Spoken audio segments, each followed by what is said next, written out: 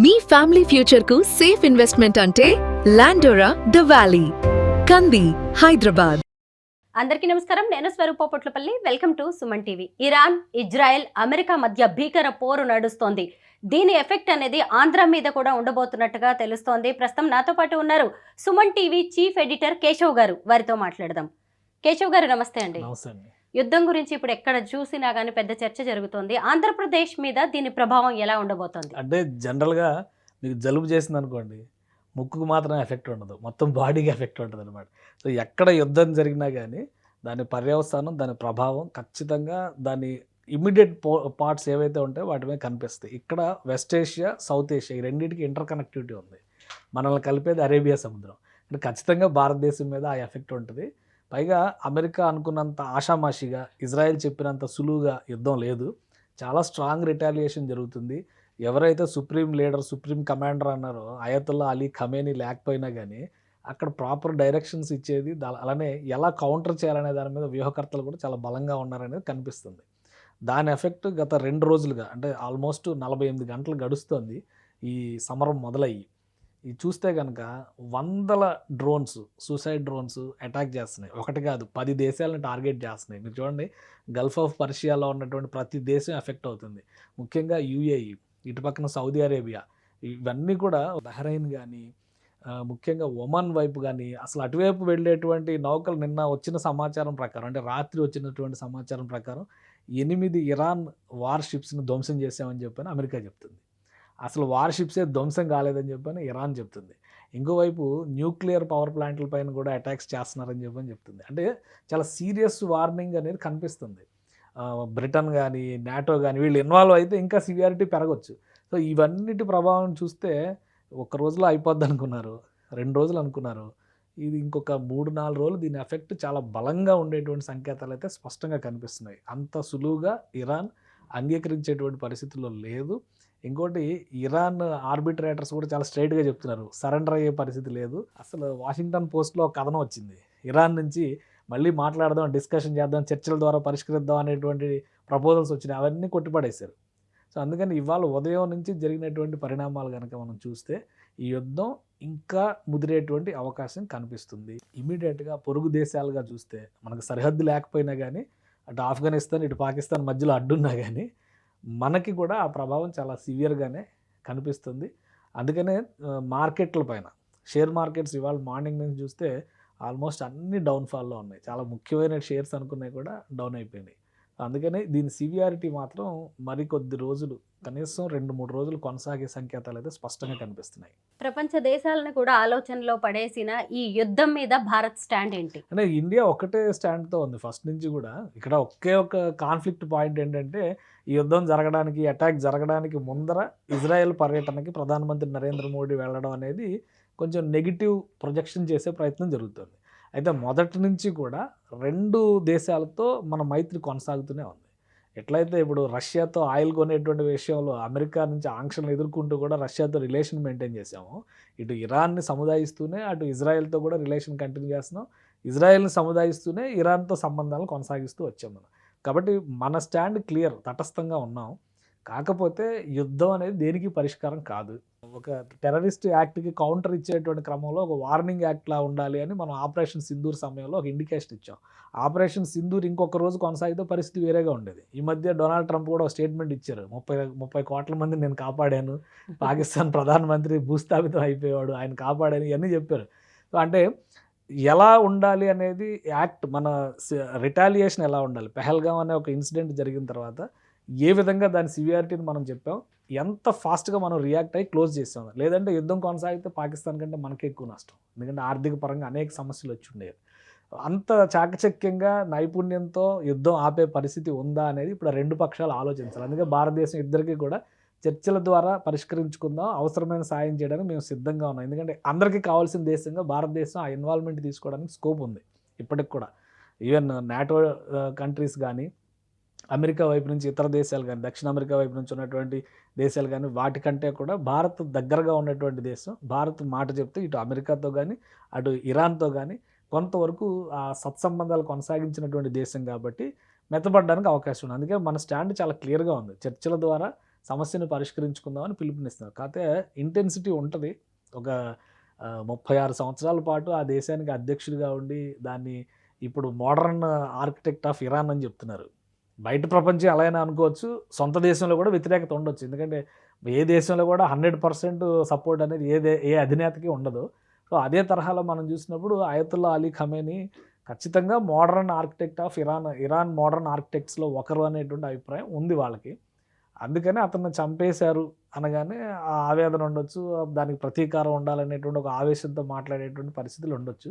ఇవి చల్లబడ్డానికి కొంచెం సమయం పట్టొచ్చు. అంతేగాని ఈ యుద్ధం ఫర్ ఎవర్ కంటిన్యూ అయ్యేది కాదు. బట్ వీలైనంత త్వరగా ఇది చర్చల ద్వారా పరిష్కరించుకునేటువంటి అంశంగా మారితే కనుక మొత్తం ప్రపంచానికే మంచిది. ఇప్పుడు ఎక్కడ యుద్ధం జరిగినా కానీ అలజడి అనమాట, ఒక అణువులాగా ఇక్కడ కదిలితే మొత్తం ఆ కదలిక ఆ ప్రకంపన రూపంలో మొత్తం కదులుతుంది కదా.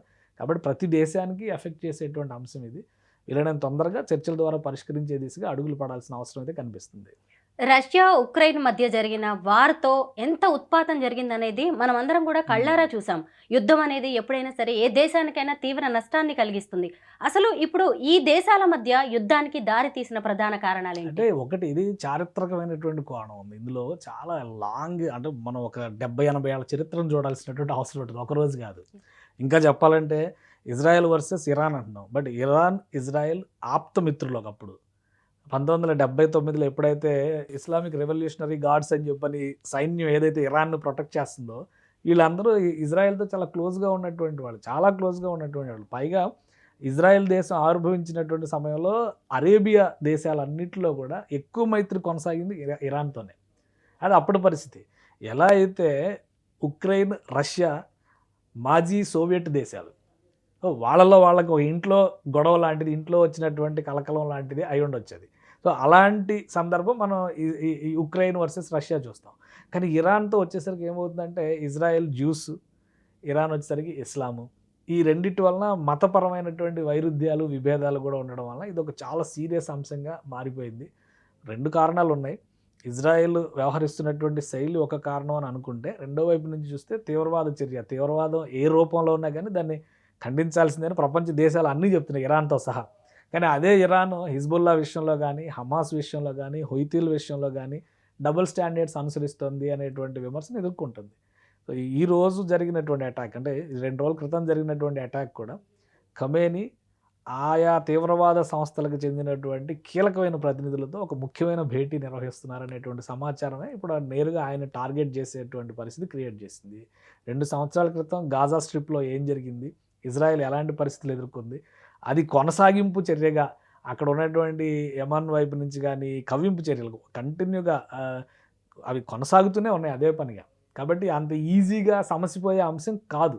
కాకపోతే ఇక్కడ 2 విషయాలను ఫస్ట్ నుంచి కూడా చెప్తున్నారు. ఈ తీవ్రవాద చర్యలు ఒకవైపు, రెండో వైపు నుంచి న్యూక్లియర్ బాంబు తయారు చేసేటువంటి ప్రయత్నాల్లో న్యూక్లియర్ బాంబు ఉంది, దానికి కావాల్సిన టెక్నాలజీ అంతా సమకూర్చుకుంది ఇరాన్, దాన్ని తయారు చేసే ప్రయత్నాల్లో ఉందనేదే కదా ప్రధానమైనటువంటి ఆరోపణ. సో అందుకనే ఒక పెద్ద ఎత్తున కౌంటర్ ఇవ్వాల్సిన అవసరం ఉందని ఇజ్రాయెల్ అమెరికా ఫీల్ అయినాయి, దానికి ఇచ్చినాయి. దానికి తగ్గట్టుగా అక్కడ రిజల్ట్ జరిగింది. దానికి తగిన రిటాలియేషన్ కూడా ఇప్పుడు ఇరాన్ ఇస్తూ ఉంది. 2 రోజుల నుంచి చూస్తున్నాము, చాలా స్ట్రాంగ్ రిటాలియేషన్ ఇచ్చింది. ఈ స్థాయిలో కౌంటర్ చేయగలరు. ఎందుకంటే దాదాపుగా పర్షియన్ గల్ఫ్లో 10 దేశాలు 27 చోట్ల ఉన్నటువంటి అమెరికన్ ఎయిర్ బేస్లను టార్గెట్ చేసి అటాక్స్ చేస్తుంది ఇరాన్. అంటే అది ఆషామాషి విషయం కాదు, చాలా పెద్ద విషయం అది. ఎందుకంటే బహ్రెయిన్లో 5th ఫ్లీట్ 1972 ఇండియా పాకిస్తాన్ యుద్ధం జరిగినప్పుడు ఇండియాను లొంగదీయడానికి అక్కడ ఉన్నటువంటి 5th ఫ్లీట్నే ఇండియా వైపు అమెరికా పంపించింది. దానికి కౌంటర్గా రష్యా తన సబ్మెరైన్ ఫోర్సెస్ని పంపించేసరికి అప్పుడు మళ్ళీ ఇది ఒక అంతర్యుద్ధంగా మారుతుంది, ప్రచ్ఛన్న యుద్ధం కాస్త డైరెక్ట్ యుద్ధంగా మారుతుంది అనేటువంటి ఒక అభిప్రాయంతో అమెరికా సంయమనం పాటించాల్సి వచ్చింది. ఈలోపు బంగ్లాదేశ్ ఆవిర్భావం జరిగిపోయింది. అలాంటి 5th ఫ్లీట్ హెడ్ క్వార్టర్స్ని టార్గెట్ చేసింది ఇరాన్. అక్కడ డ్రోన్స్ వర్షం కురిపించింది ఈరోజు ఉదయం అంతా కూడా, పెద్ద పెద్ద భవనాలు. ఇంకోటి 2-3 విషయాలు, అంటే ఆంధ్రాతో కనెక్ట్ అవుతుందని చెప్పని నాకు అనుకున్నాం కదా.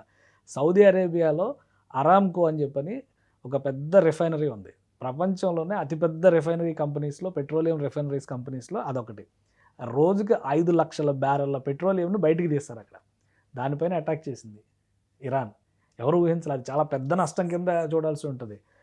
అమెజాన్ డేటా సెంటర్స్ని కొలాప్స్ చేసింది. దుబాయ్లో ఉన్నటువంటి అమెజాన్ డేటా సెంటర్స్ని, రసల్ ఖైమాలో ఉన్నటువంటి షాపింగ్ మాల్స్ని, హై రైజ్ టవర్స్ ఎక్కడెక్కడైతే ఉన్నాయో అవన్నీ వదిలి పారిపోవాల్సిన పరిస్థితి ఈరోజు క్రియేట్ అయింది. దుబాయ్ అంటేనే హై రైజ్ లైఫ్ స్టైల్ అని చెప్పని, చాలా లావిష్ లగ్జూరియస్ లైఫ్ స్టైల్ అని చెప్పి నిన్నటి వరకు దాన్ని ఒక స్టేటస్ బ్రాండ్ కింద పెట్టుకున్నారు. చాలామంది మనవాళ్ళు కూడా, ఇండియన్స్ కూడా అక్కడికి పోయి ఫ్లాట్లు కొనుక్కొని లేదంటే విల్లాలు కొనుక్కొని అక్కడ సెటిల్ అవుతున్నా, అంటే సెటిల్ అవ్వడం మీన్స్ ఒక సెకండ్ రెసిడెన్స్ లాగా ఉపయోగించుకుంటున్న పరిస్థితి ఉంది. ఈరోజు అవన్నీ కూడా తామరాకులు ఇలా ఇలా వణికిపోతాయి, ఆ టైంలో వణికిపోతున్నాయి. ఎందుకంటే అంత ఎత్తున రిటాలియేషన్ జరిగింది. సో ఇప్పుడు ఈ ఆరామ్కో కంపెనీ కనుక ఇందులో నష్టాల పాలైతే ఆంధ్రాకు ఒక కనెక్షన్ ఉంది. ఈ మధ్యనే సెంట్రల్ గవర్నమెంట్ బీపీసీఎల్కి దానికి సంబంధించి అప్రూవల్ ఇచ్చారు. బీపీసీఎల్ ప్రాజెక్టు కూటమి ప్రభుత్వం ఆంధ్రప్రదేశ్లో ఏర్పడిన వెంటనే వస్తున్నటువంటి అతిపెద్ద ప్రాజెక్టు, దాదాపు 1,00,000 కోట్ల ఇన్వెస్ట్మెంట్ అని చెప్పన్నారు. ఉమ్మడి నెల్లూరు జిల్లా రామాయపట్నం పోర్టు దగ్గరలో ల్యాండ్ కూడా ఇచ్చేసారు, భూమి పూజకి రెడీ అవుతున్నారు. సో ఇప్పుడు ఆరామ్కో ఆ బీపీసీఎల్ ప్లాంట్లో భాగస్వామి. ఆల్రెడీ 3 సంవత్సరాల క్రితం 4 సంవత్సరాల క్రితం ఒక అగ్రిమెంట్ జరిగింది. ఆరామ్కో ఇండియాలో పెద్ద ఎత్తున పెట్టుబడులు పెట్టడానికి, రామగిరి దగ్గర ఒక ప్లాంట్ పెట్టడానికి, మహారాష్ట్రలో పెట్టడం కోసం వచ్చింది. అయితే అక్కడ భూముల సేకరణకి సమస్యలు ఎదురవడం వలన ఆగిపోవడం, 2 ప్లాంట్లు పెట్టాలని వచ్చేటప్పుడు అది ఆగిపోయింది. ఆ 2 ప్లాంట్లలో ఒకటి ఇప్పుడు ఆంధ్రాలో వస్తుంది, ఇంకోటి గుజరాత్లో వస్తుందని చెప్పని, గుజరాత్లో ఇంకా ఫైనల్ కాలేదు, బట్ ఆంధ్రాలో ఫైనల్ అయింది. రేపో మాపో భూమి పూజ అనుకుంటున్నారు, ఈ మార్చిలో కానీ ఏప్రిల్లో కానీ భూమి పూజ అనుకుంటున్నారు. అందులో పెట్టుబడులు పెట్టబోతుంది ఆరామ్కో. ఇప్పుడు అక్కడ వార్ ఎఫెక్ట్ వలన నష్టం జరిగితే ఈ పెట్టుబడులు పెట్టడానికి కానీ కొంత జంకవచ్చు. అంటే అఫ్కోర్స్ ఇది బీపీసీఎల్ వెంచర్ కింద ఉంటుంది కాబట్టి బీపీసీఎల్ ఇనిషియేట్ చేస్తుంది, పనులు ముందుకెళ్తాయి. బట్ భాగస్వామిగా, విదేశీ భాగస్వామిగా క్రూడ్ ఆయిల్ సప్లై అంతా అక్కడి నుంచే రావాలి కదా, మనం అంతా కూడా దిగుమతులు కదా. ఆల్మోస్ట్ ఇండియా దిగుమతులు చేసుకుంటున్నటువంటి పెట్రోలియం ఉత్పత్తుల విషయంలో భారతదేశం 87% దిగుమతులపైన ఆధారపడుతుంది. అందులో దాదాపు 45 నుంచి 60% హోర్ముజ్ జలసంధి, అంటే ఈ పర్షియన్ గల్ఫ్ నుంచే రవాణా అయి వస్తున్నాయి మనకి. ఈ యుద్ధం ఎక్కువ కాలం జరిగితే పెట్రోలియము అన్ని ధరలపైన ఎఫెక్ట్ చూపిస్తుంది. మనం పెట్రోల్ ధరలు పెరిగితే నిత్యావసరాల ధరలు పెరుగుతున్నాయి అనుకుంటున్నాం కదా, ప్రతి ట్రాన్స్పోర్ట్తో ఇంటర్లింక్ అయి ఉన్నటువంటి ప్రతి రంగంలో కూడా ధరల పెరుగుదల అనేది ఉంటుంది. కాబట్టి ఆ రకంగా కూడా మనకి ఎఫెక్ట్ అవుతుంది. ఇన్వెస్ట్మెంట్స్ పరంగా ఎఫెక్ట్ అవుతుంది, ధరల పెరుగుదల పరంగా ఎఫెక్ట్ అవుతుంది.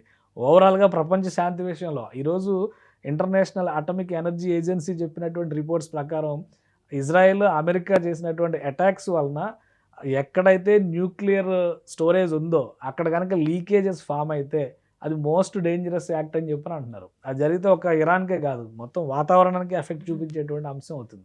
అందుకని చాలా క్రిటికల్ సిచ్యుయేషను. అందరూ కూడా సంయమనం పాటించాల్సినటువంటి సందర్భం. ఎమోషన్స్ ఉండొచ్చు కానీ వాటిని ఎలా కంట్రోల్ చేసుకోవాలనేటువంటి ఆలోచన చేయాలి. ఒక దేశాధినేతని నేరుగా అటాక్ చేసి చంపడం అనేది ఖచ్చితంగా అది దుందుడుకు చర్యగానే చూడాలి. ఇప్పటివరకు మనం చూడాల, ఈ మధ్య కాలంలోనే ఇలాంటివి స్టార్ట్ అయినాయి.